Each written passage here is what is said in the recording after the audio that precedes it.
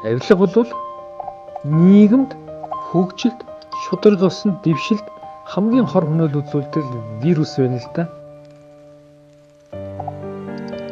Сэтгүүлчийн хувьд олон удаа нэвтрүүлэг хийжсэн.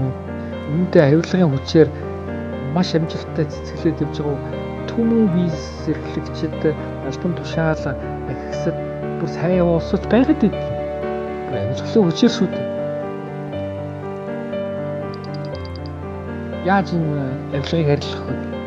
Хов нэгж хүн болгонтой тулж асуух асуулт гэдэг. Чи үнэхээр хүнд авилга өгөх сэтэл байгаа болоод чи үнэхээр ингэж үтсэн эсвэл бол наадах чинь эргээд чиний ажлыг бүтээж өгж байгаа боловч чиний эрхэлж байгаа ажил чинь авилгаар дамжуулаад бусад өөр олон хүнд ямар их хор хөнөөл хохирол учруулах юм бэ гэдэг чи ухамсарлаж бодож үзсэн үү гэдэг дээр ингээд яриад ирэх юм бол өдөр манай нэгэн тэгж бодох хүн байгаа болов уу гэж үргэлжлэхгүй асууж шít.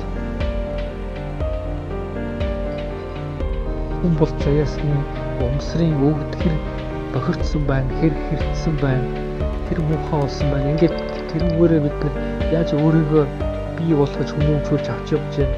Тэр өдөртлөг болоо тэгээд хэн хүний сайн сайхны төлөө, хэн хүний өвдөж хайрлахын төлөө гიშгээд гардаг, нислаад гардаг. Энээс болоод нийгэм ууршилдаг.